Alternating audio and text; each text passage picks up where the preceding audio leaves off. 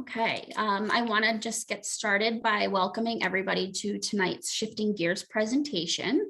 Thank you for taking the time out of your busy schedule to attend tonight's event.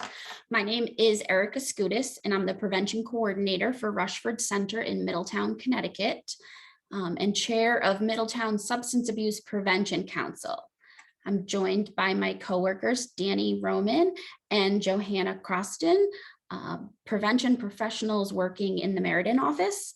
And we're also joined tonight by the Meriden Healthy Youth Coalition, the Durham Middlefield Local Prevention Council, East Haddam's Local Prevention Council, and East Hampton's Local Prevention Council. So thank you for partnering with us. Our presenter tonight is Adelle. She is a public affairs specialist with AAA Northeast out of Hamden, Connecticut. She's been with AAA for 4+ years, promoting traffic safety throughout Connecticut communities. She educates parents and young adults and provides resources to people of all ages. So again, thank you and welcome, and I will hand things over to Adelle. Thank you, Erica. Thank you so much for having me. I'm so glad to be with you all tonight. So like Erica said, my name is Adelle Zocher, and I work for AAA.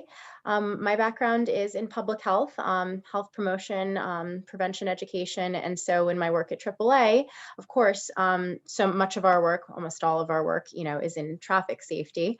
But what's really fun about this program, I find, having a background in health education, is that it's multifaceted. And talking about marijuana education and marijuana impairment education, there's so much to build upon. There's so much we can talk about in terms of our brain development, in terms of just general healthy decision making, right? And empowering teens and their parents, because this program is typically done. The pandemic has had us pivot a bit to doing virtual, but this would be typically something we do in classrooms with high school students.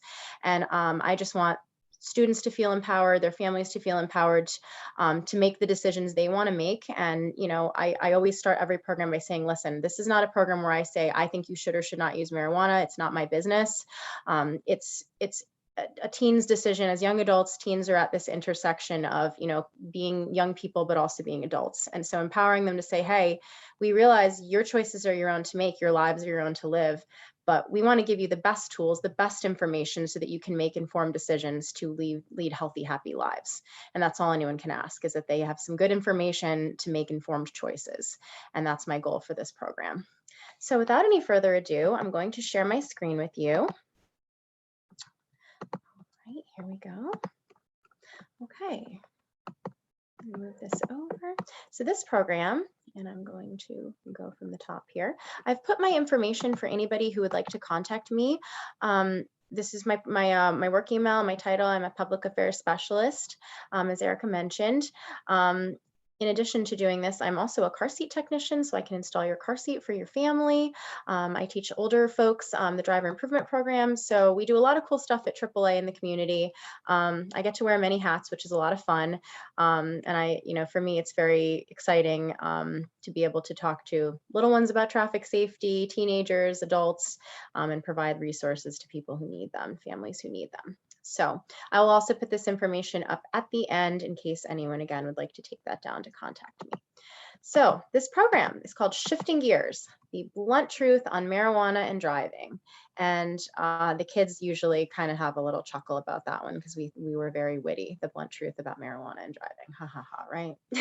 I didn't make that up. I can't take credit for it. All right.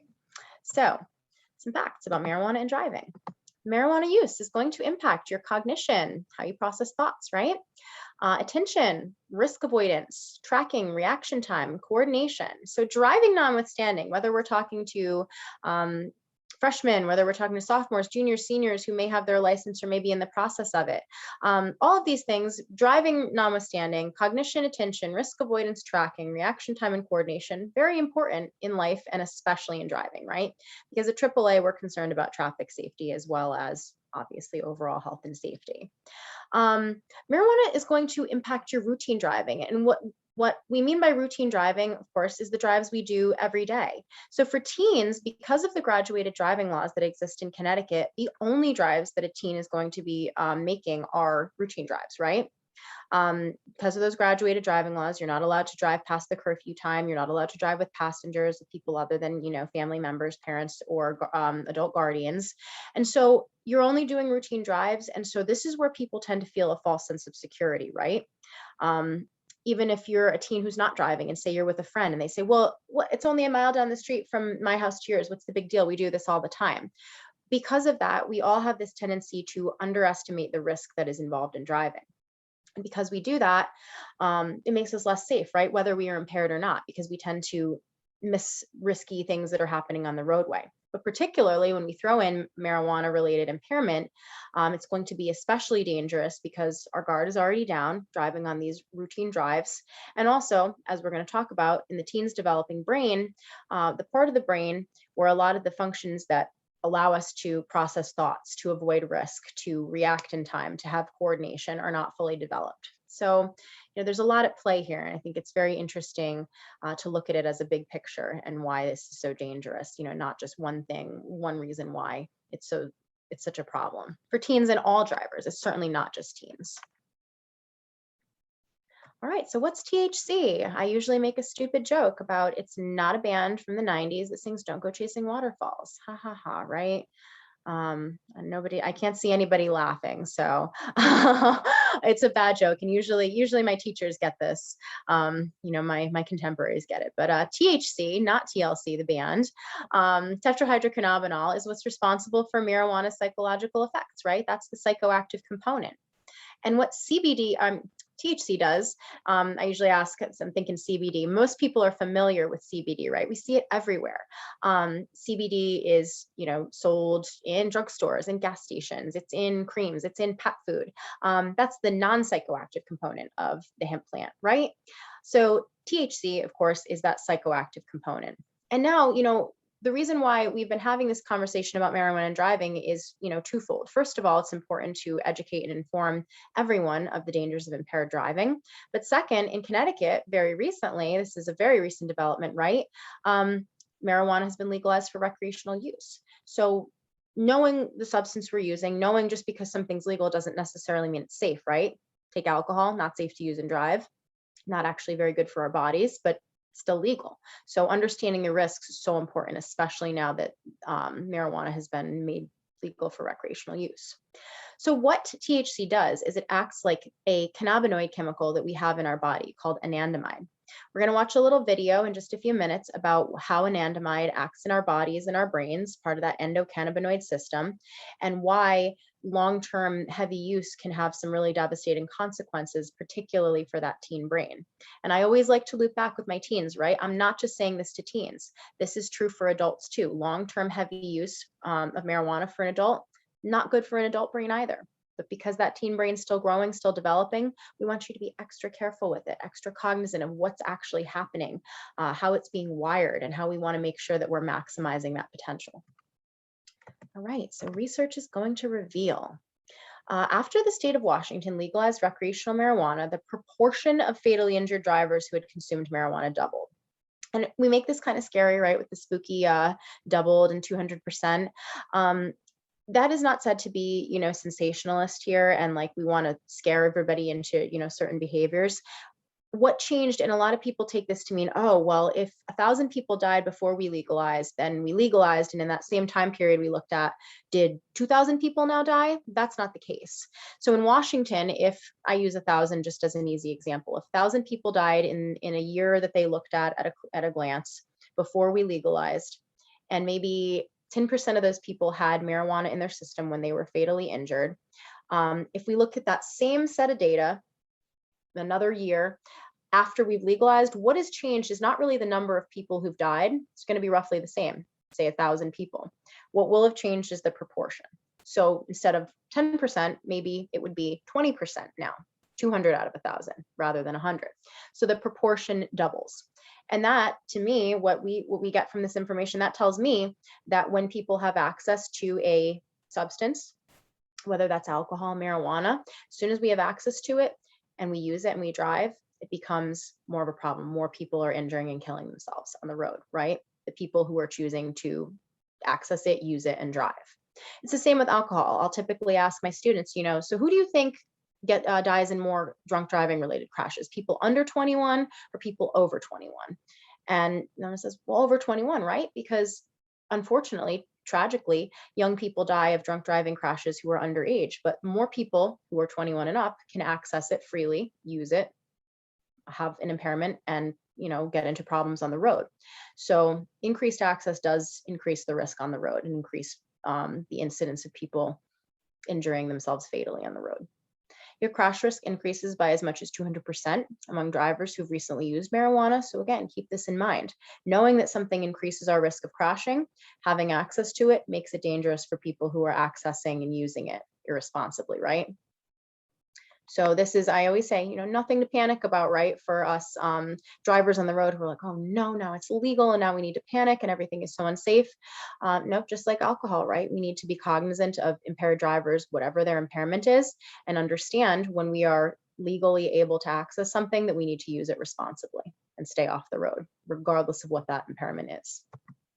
All right, so a quick word from this fellow here. Can everyone hear me? I may have to share my, I share my sound. There we go. We're driving down the street. He looked like he was overly relaxed. Before I know it, he's heading into somebody oncoming. I'm thinking like, oh my God, we're gonna die. Like, are you gonna move? So yeah, it was not a good experience, and I have not touched pot since. Marijuana use more than doubles a driver's risk of being in an accident. The risk is even greater if marijuana is used along with alcohol. It's not just driving that's a safety issue. You're going to have a much harder time with your motor control, with your reaction time. I've seen kids with skateboard accidents. Whatever it is that you're doing, you're not going to be able to do as well as if you were sober. So, we see lots of different kinds of accidents with kids with slowed reaction time. So slowed reaction time, right? As I mentioned, this is obviously driving based because here at AAA, we're concerned about traffic safety, but skateboarding, biking, any coordination based activity, sports, right? It's all requiring coordination. So I just caution, my students out there to think long and hard about the decisions you make. And I also want to, I like to ask this question, it's a critical thinking question. Who does it affect though, if you choose to be impaired by marijuana and you fall off your skateboard and break your arm, which I don't want anyone to do because I want everyone to be safe and not break their arms on skateboards or anywhere else. But who would that affect? That would only affect you, right? The person who fell off that skateboard, and hopefully you didn't skateboard into a crowd, right? The minute you get on the road impaired, it affects everyone on the road. So when making decisions, when it comes to impaired driving, I really always challenge my students to think, as I say, your decisions are yours to make. I want them to be good decisions that benefit your brains and bodies and further your lives in positive ways. But again, they are your decisions to make, not your parents or your teachers or mine, but yours. You know the legality of things. We'll talk more about that. Drinking, using marijuana, whether it's legal or not. Again, as underage people, you understand that. But again, if you were choosing to use any substance, whatever it may be, the minute you get behind the wheel, it suddenly does not just affect you. And that's a really important thing to consider. Whatever choice you make is your own, but not when you're behind the wheel. Whatever anybody else on the road, what I do affects you, what you do affects me, what every other driver on the road does is going to affect everyone else. And that's super important to consider. All right, so marijuana and the brain. Yay, we get to watch another video. I love this video because it reminds me of the movie Inside Out, which is adorable and makes me cry. But I think it does a really nice job of illustrating the brain systems and structures that are actually affected by marijuana use. When we were in high school, myself, some of my colleagues here with me tonight, I usually make this joke to the teachers, right? It was like, don't do drugs. Drugs are bad. Here's your egg, your brain. They took the egg, right? The Dare commercial. This is your brain. This is your brain on drugs. And then they cracked it on the pavement. And that's not a super compelling argument, to me. It wasn't as a teen. And for many of, the rest of us, it's like, well, why? But what's it? I know my brain's not going to fry like an egg on the pavement. That's not actually what's happening. This is actually showing you, explaining to you what is happening in again, these systems. it's much more empowering to make decisions if you actually know how it's affecting you than just saying don't. We think you shouldn't do this because it's bad. We think you should make the decisions you want to make because they are the right decisions to make for you. And when you're given the right tools and the right information to say, hey, yeah, wow, I know how this now affects my brain. I don't want to jeopardize my future. Hey, yeah, I know if I'm impaired and I get behind the wheel, that suddenly affects not just my life, but other people's out there on the road. It's really going to influence the decision making. And that's what's so important to me, again, that you feel empowered to make decisions based off of good information that you trust and that you understand. So we've come a long way from those days of, the egg cracking on the pavement, right? It's been interesting to see all of the things we've learned about how marijuana is affecting the brain. So enjoy this short little video here called Under Construction, Cannabis and the Teenage Brain. And it's from Australia, so bonus, we've got a fun Australian accent. During our teenage years, how we interact with the world changes. We seek out new interests and experiences, take more risks, and spend more time with our friends and less with our family. These behaviours have developed through evolution to make sure we push ourselves so that we learn to become independent from our parents. By putting ourselves in new and challenging situations, different parts of our brain learn to work together, forming brain circuits that can communicate with each other rapidly to help us respond in different ways. Ensuring that our brain is wired in the right way during the teenage years with strong and healthy brain circuits is critical to our future and how we get the most out of life. 3 of the most important circuits that are developing during this period are those involved in learning and memory, motivation, and mood. Learning and memory circuits control our ability to receive, store, and recall information. Our motivation circuit is supported by an inbuilt reward system that helps us to decide if something is important and whether we should do something to get it. Our mood is shaped by emotional circuits that interpret how we experience and react to different situations and interactions. Making sure these particular circuits wire in the right way during our teenage years is the brain's own occupational health and safety team, the endocannabinoid system. The endocannabinoid system is a complex and delicate brain system which helps to fine-tune communication within these circuits, ensuring the wiring is assembled correctly, damaged cells are repaired, and the right connections are strengthened for the future. When looking into the effect of cannabis on the brain, scientists found that we naturally produce a brain chemical called anandamide that is similar to cannabis. Concentrations of anandamide are delicately calibrated for it to accomplish its critical role within the endocannabinoid system.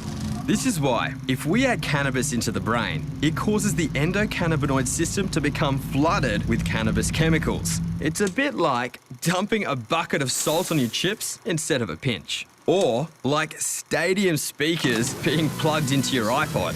Constantly disrupting the endocannabinoid system with cannabis impacts how your brain develops, and in particular, how the mood, motivation, and learning and memory circuits get wired. Short-term memory loss is a common characteristic of long-term heavy cannabis use, because when you use cannabis, less information gets saved as memories. This is why it's harder to learn and remember new information, which can lead to significant drops in school grades. Cannabis can reduce your ability to focus attention, to organise yourself and make decisions, not just when you're using cannabis, but for weeks afterwards. Cannabis use can also lead to loss of motivation. Heavy users can feel detached and disinterested in things they used to like, such as sports, hobbies, and catching up with friends. It can also lead to low self-confidence that in turn affects your mood, making it more difficult to manage everyday stresses, worries, and frustrations, which can result in prolonged low mood, anxiety, and depression. While these effects are commonly experienced by people who use cannabis regularly, new research suggests that these effects are worse and more permanent for people who start using cannabis while their brain is still developing. This is because the endocannabinoid system plays a central role in the development of your neural circuitry during the teenage years. The developing brain has a pretty good blueprint to work off, but our experiences and interactions with the outside world also help to shape these neural circuits that we will rely on as adults. Your teenage years are an adventure that sets you up for life. Enjoy the ride and look after your brain. It's the only one you've got.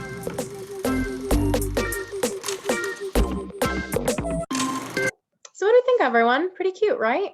So if anyone, you know, at home is watching this, or if you end up watching this video later on, I just think, yay, thumbs up. It's cute, right? And cuteness aside, it illustrates the point very well, at least to me. You know, those structures, that endocannabinoid system, right, taking place up here in the prefrontal cortex region of the brain. So for teens, the last part of the brain to become fully developed is that prefrontal cortex. Brain develops, of course, back to front.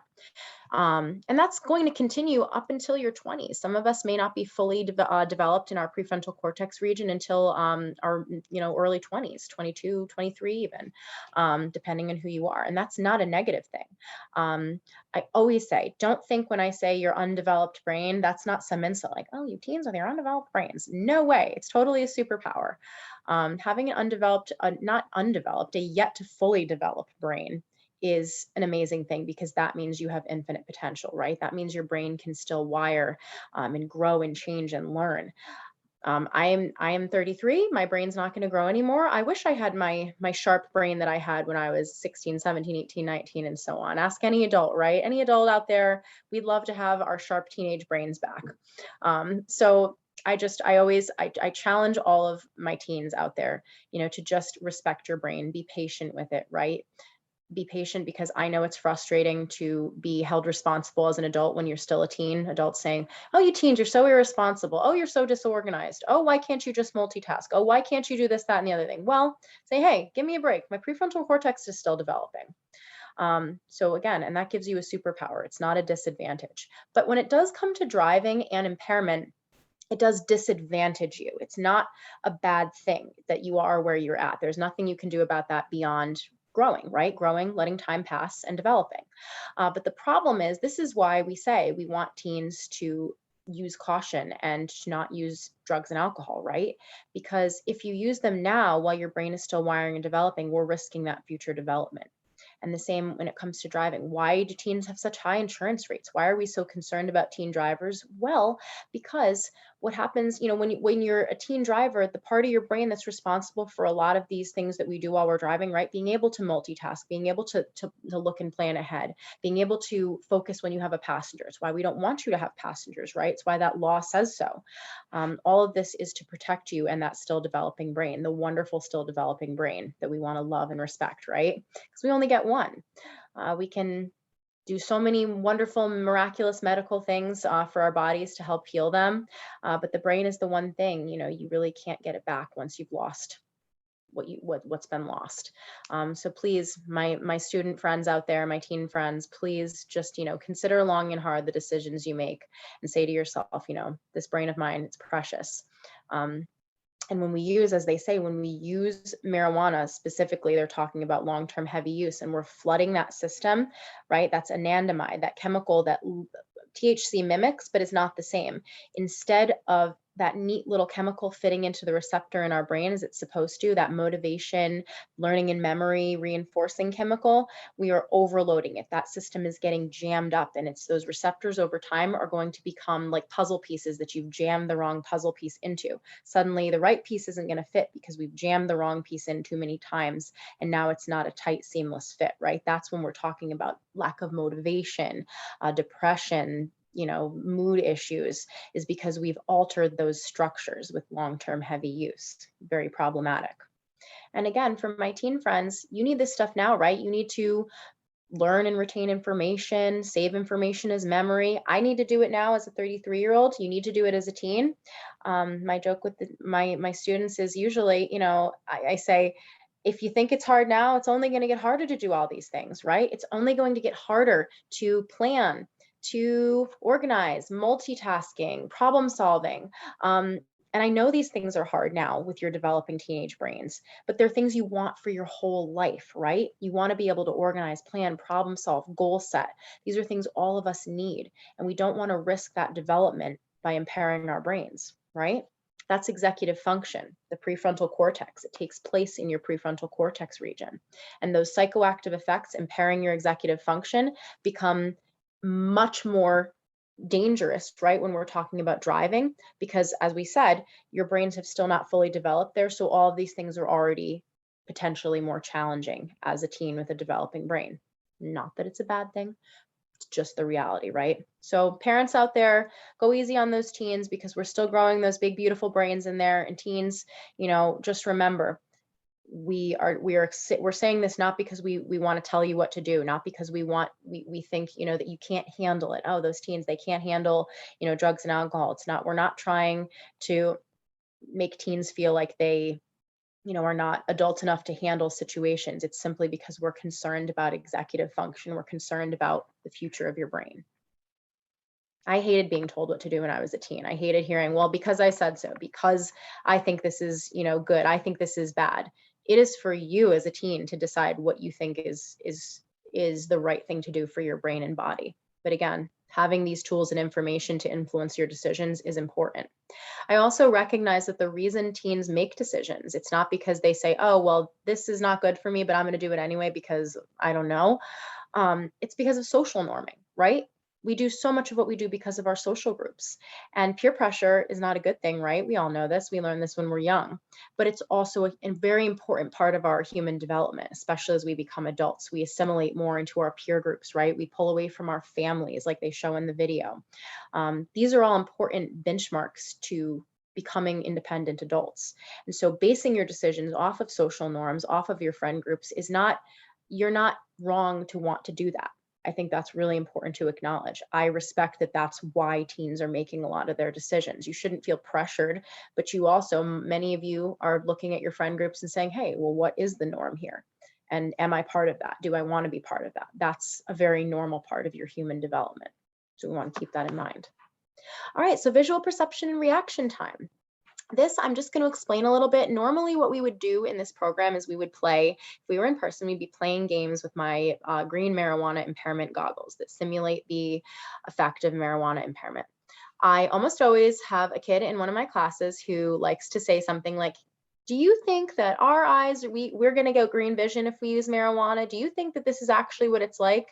I once had a student say to me, I think that you make us wear these things to trick us into not using marijuana, so we'll be scared because this is what it's like. And I'm like, listen, I am not in the business of tricking anybody. I wouldn't waste my time or yours.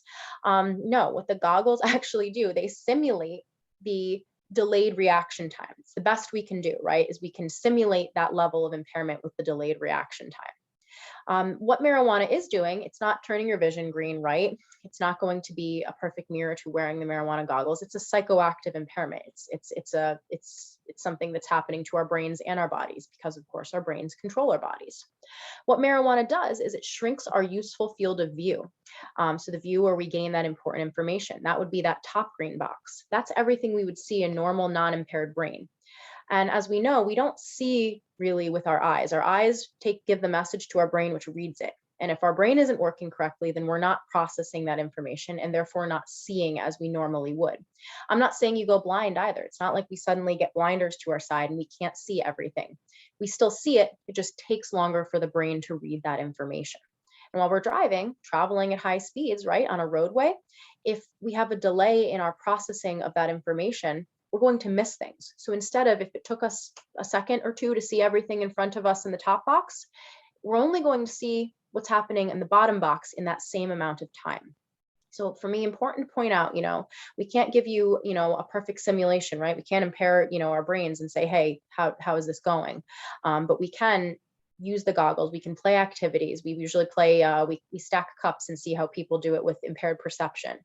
We play a game of catch with a black and a red ball, and the green is meant to make it more difficult to determine which color that is. No, you don't go colorblind when you're impaired by marijuana, but to be able to determine, was that ball red? Was that ball black? Becomes more difficult when we've got our green goggles on. And that's the purpose, is to show you that delayed reaction time is very dangerous when we're out there on the road, right? Taking longer to translate information into action.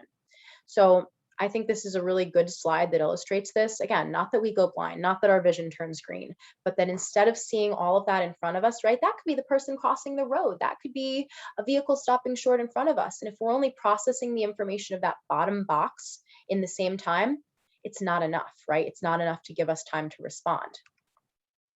Give me just a moment. We're going to go back to this video. Because marijuana also impairs your estimation of time and distance and diminishes your sensory processing. This is also problematic, right? Because our brain, our beautiful, wonderful, magnificent, incredible brain, tells our body what to do as well, right? So our brain is telling our body, put your foot on the brake versus the gas. It's telling us to turn the wheel, right? To signal. If our sensory processing is diminished and the signal going from brain to body is slowed down, is delayed, again, very problematic when we're out there on the road. Delayed reaction time is a huge issue when it comes to marijuana impairment, alcohol impairment.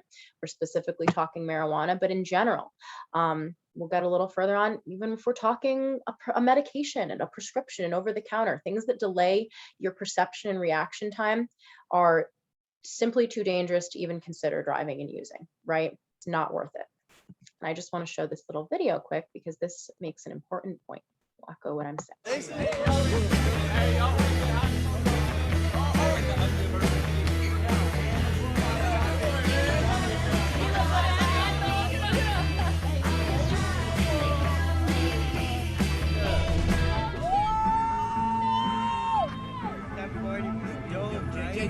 Jake! I'm sorry. If you feel different, you drive different. Yikes, right? That could have been really bad. What a good message though. If you feel different, you drive different. I say this to teens, I say this to adult drivers. Listen, whatever the respective impairment is, doesn't matter. If you feel different, you will drive different. If you are using alcohol, marijuana, over-the-counter medications, prescription medications, if you feel different, you drive different. There's no way around it, right? So marijuana impairment, alcohol, why does anyone use these things? I like to ask my students this, ask yourself if you're ever in the situation where you say, well, why would I do this? And I say to the students, well, I'm not asking anyone individually to say to me, why you personally would do it. I mean, why would collectively anyone use a substance? To feel different, right? We wouldn't use substances if they didn't have an effect on us. We wouldn't drink our coffee in the morning to wake us up. People wouldn't smoke cigarettes if the nicotine didn't give them a certain feeling, right? We wouldn't drink alcohol. We wouldn't use marijuana. We wouldn't take painkillers if they didn't take pain away. We use substances for a reason, good or bad, right? And so to just consider that if you are using something that makes you feel different, that is impairing you, your driving will be different. There's no way around it. And I think that's a really good PSA with a good message. So some physical effects. I like to be quick here because I think a lot of us know, a lot of students, are very familiar with when we talk physical effects, right? The dilated pupils, the bloodshot eyes, the acting kind of like slow and chill and the classic stoner that we think of, right? But that's not always true. Oftentimes, things like increased heart rate, eyelid tremors, the elevated blood pressure, which isn't really, a visible physical sign. But this is more hallmarks of people who are anxious, right? And who are really, that's more of like a stimulant effect. Marijuana can have all three. It can be a stimulant, it can be a depressant, it can be a hallucinogen. So just because we have a stereotype in our mind of what a stoner looks like, just because people say, oh, well, your eyes will just get red and you'll just be really chill. That's not the end all be all. That's not, one person's experience with marijuana is not universal. And in fact, people tend to experience the effects of it very differently, depending on who you are, depending on what you use and how you use it. So I just always encourage caution for my students here. Caution in that, again, while I recognize much of, our young decision making comes from, well, I'm social norming, right? This is what, my social group is doing. Please don't take everyone's word, as gospel, right? And say, well, everyone else is having a great time. And this is the only, nobody has any bad effects and everything is great. It's not true. Everyone's going to experience different effects. And regardless of the effect, if you're driving, it's problematic. I often get kind of this question, well, if it makes me less anxious, well, some people use it for anxiety, right? Some people use it to be more relaxed. Some people use it for pain. Sure, there's many reasons why people might want to use it, right? Medically, recreationally, but regardless of the positive effects, right? If you are less anxious from it, maybe you are, okay, but your reaction time is still slowed. So it's not worth that slowed reaction time, right? It's not worth the impairment, making it dangerous to drive out there just because there's a desired effect, right? very important to consider. And that's something that when we play the games, right? Sometimes when we stack the cups that I like to play with everyone, sometimes the students will be faster when they go the second round. They'll do it without the glasses, then they'll put the glasses on.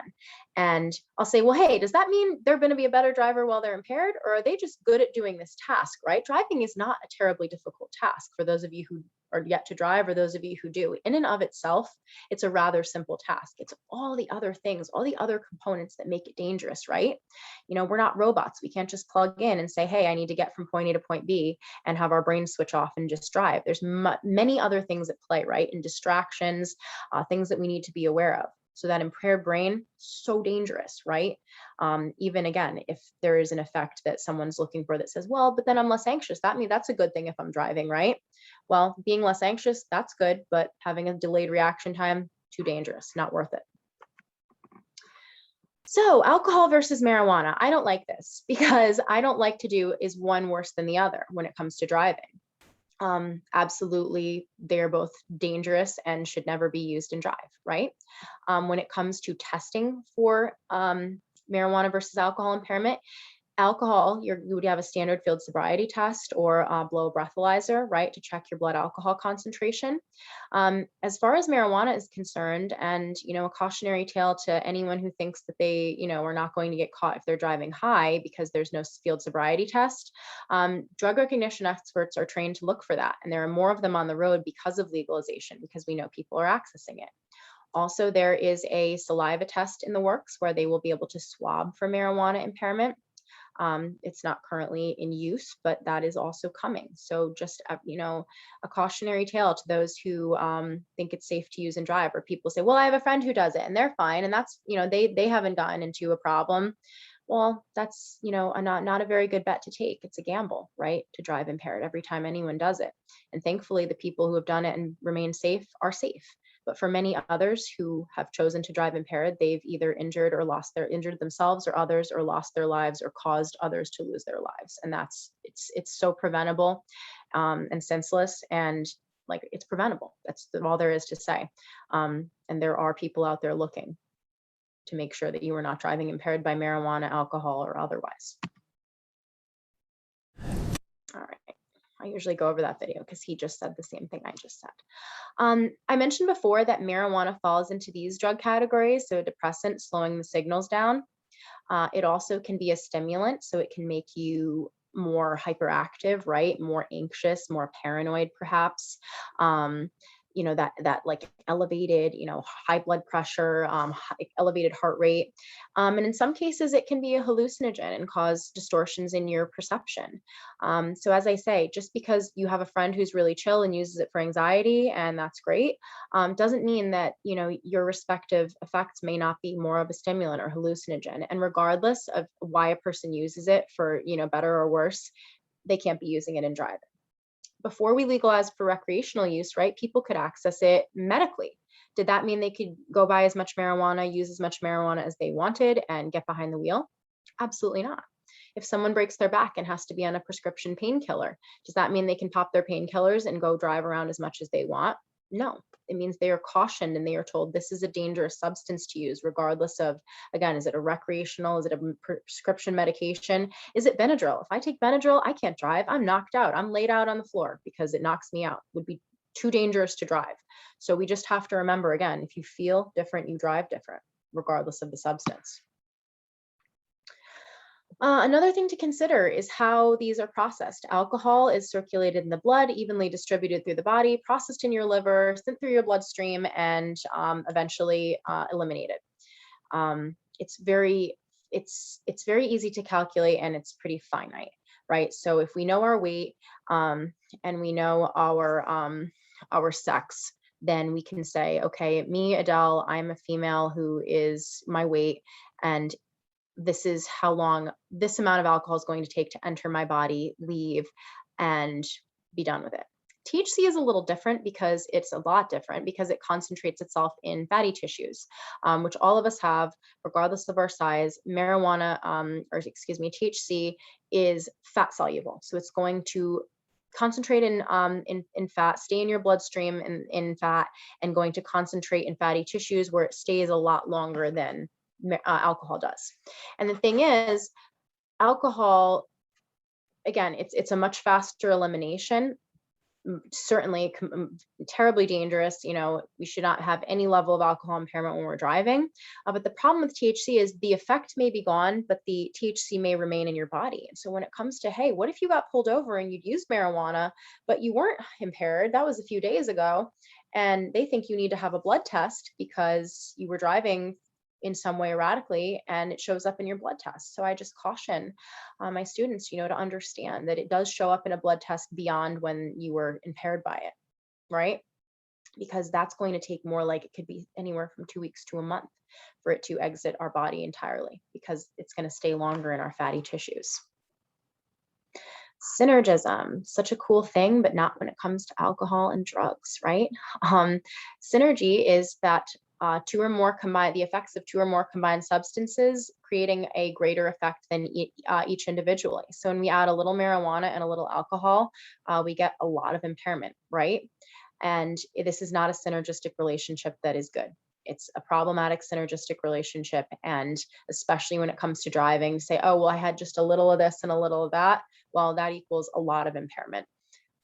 So we really want everyone to be respectful and understand the problems with when we mix them, that impairment is greater than each individually. The prescription drugs. Mixing prescription drugs, like they're showing here, with marijuana or alcohol is very dangerous, depending on what that prescription is. And I know, most people are a bit reticent to say to the doctor, hey, well, I plan on using a bunch of marijuana. Hey, I plan on drinking, especially young people. But it's very important if you're taking a prescription medication that you know what the effects are. And there is a cool website, if this is something you say, well, okay, I'm a little nervous, I'm taking this whatever medication may be. roadwiserx.com is a AAA website where you can put in medications, you can put in supplements, and you can see what the negative effects of that particular medication would be and why it would be dangerous to mix it with an alcohol or a drug. So just a little really quick here.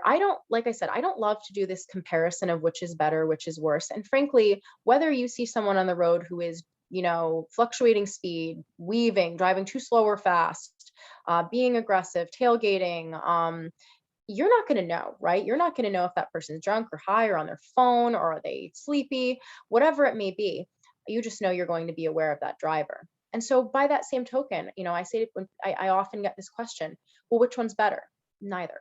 There's not one that's more or less dangerous, because both, as you can see, have issues that are going to make driving very unsafe, right? So we don't want to make a comparison of which one's better or worse when it comes to driving. As I said, Benadryl. I can't drive and take Benadryl, and you can buy that anywhere. Prescription medication that your doctor said you can have. Just because the doctor said this is your prescription doesn't mean that doctor said, yep, go drive all you want, because that might be dangerous, right? Alcohol, just because we're 21 doesn't mean we can buy it and use it and go drive while we're drunk, right? Just because, something is accessible does not make it safe to use and drive. As they're showing here, many campaigns and high-profile DUI cases have made, this is great, right? It's great that we know that drunk driving is bad. And I have to tell you that, and for us health educators, we've seen a really great trend in decreased drunk driving. You young folks are the Uber generation. I guess me too. I guess I'm a millennial, so I also am an Uber generation person. But it's really taboo, right? We don't do that. We don't drive drunk. We take Ubers, we take Lyfts, and that is so cool. That's amazing. We've seen a lot less drunk driving. But because when it comes to marijuana, there is a bit, a less of a stigma. People believing, well, this is natural. Well, people use it medically. People have it prescribed as a medication. So what's the problem here? Well, it's just a plant. Well, it's legal here, there, and everywhere. Well, there's many reasons why people might say, well, what's the big deal here? But that's problematic, right? We need to make sure everyone knows that impaired is impaired. You feel different, you drive different. That's always going to be the message. I'd like to wrap up with everyone tonight by asking, and I know since we're virtual here, and for those of you watching in the future, I want you to consider who owns your license. I always ask this when I wrap up my program. Who owns your license? If you got your license already, does it belong to you? If you're getting your license, who's going to own it? Is it you? Is it your parents? Who does that license belong to? Is it even something to own?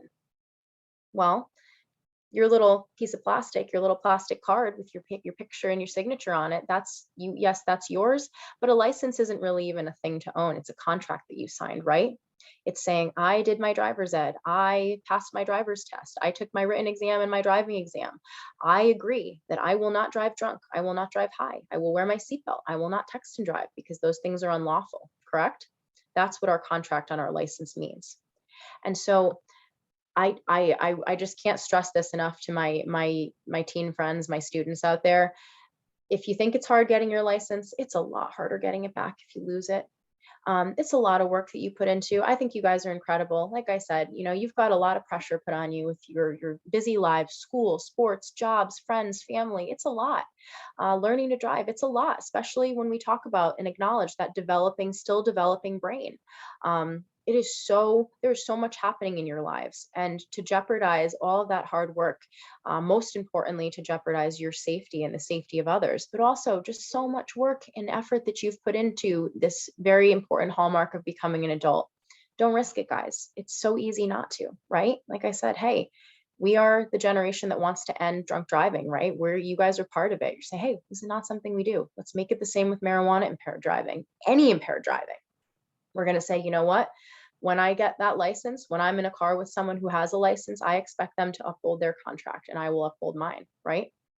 We see other people on the road. We want them to uphold their end of the bargain of that contract so they don't make us less safe, right? So important. Please consider that. And just consider again that your precious lives, my teens out there, they are yours to live. I have 2 girls, and it's very hard. They're not teens yet. They act like it. And for parents out there, it's hard. It's hard to, send the people we love out there into the world and, not want to say, don't you dare do that because it's so unsafe. But to my teens, again, your lives are yours to live. These are your brains, your bodies, your choices to make. Not for me, not for your teachers, your parents, anyone else but you. But because, all of you are loved, all of you are important, all of you are part of families, communities, friend groups, just remember how important you are and how important someone is to everyone when you're out there on the road. And the decisions you make do affect other people, just as they would affect you, and why we don't want anyone out there driving impaired. So you do your part, work hard, get those licenses. Those of you who have it, keep up the good work.